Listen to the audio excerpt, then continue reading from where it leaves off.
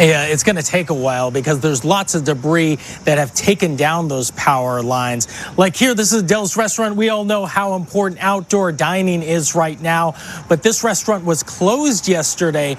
Good thing, because a huge piece of debris off of a building right next door, a 20-story building, came flying over here. This is actually the elevator shaft, and the building elevators in here, 2 of them out of the 3, are shut down right now, not because they lost power, but because there is water pouring down through that elevator shaft as this storm was going through.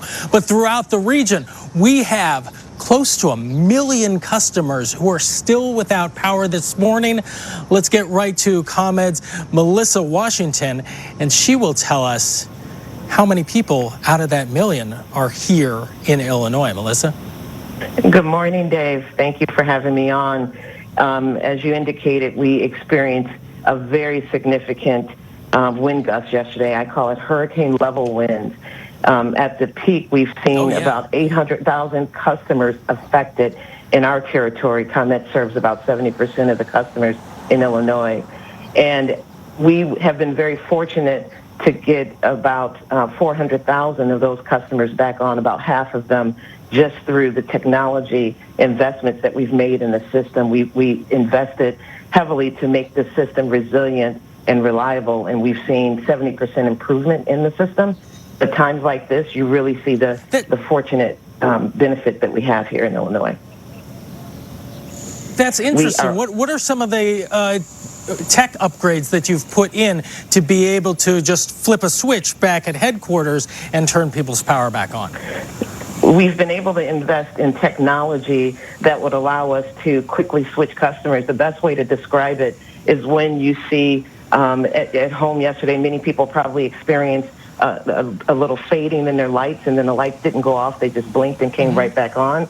That is avoiding an outage. In the past, before this investment, that would have resulted in an outage, but we were able to avoid many outages because of that investment.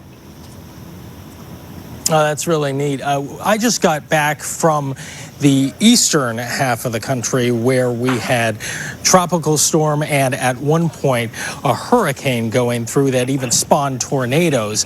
And we had Isaias come through and tear down power lines all over the East Coast. And I know that Illinois, ComEd actually sent crews over there to help out.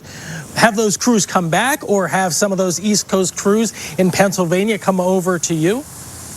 That's exactly right, Dave. We have had over 800 employees on the system working around the clock.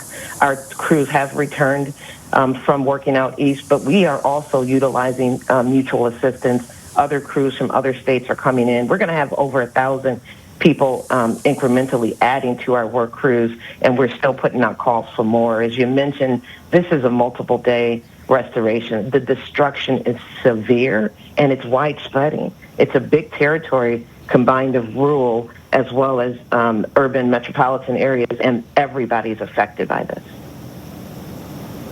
Thank you so much, Melissa. I know that you are busy over there. Thanks for joining us this morning.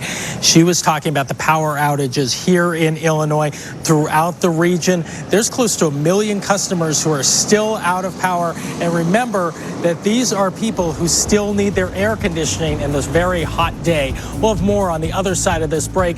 This is AMHQ.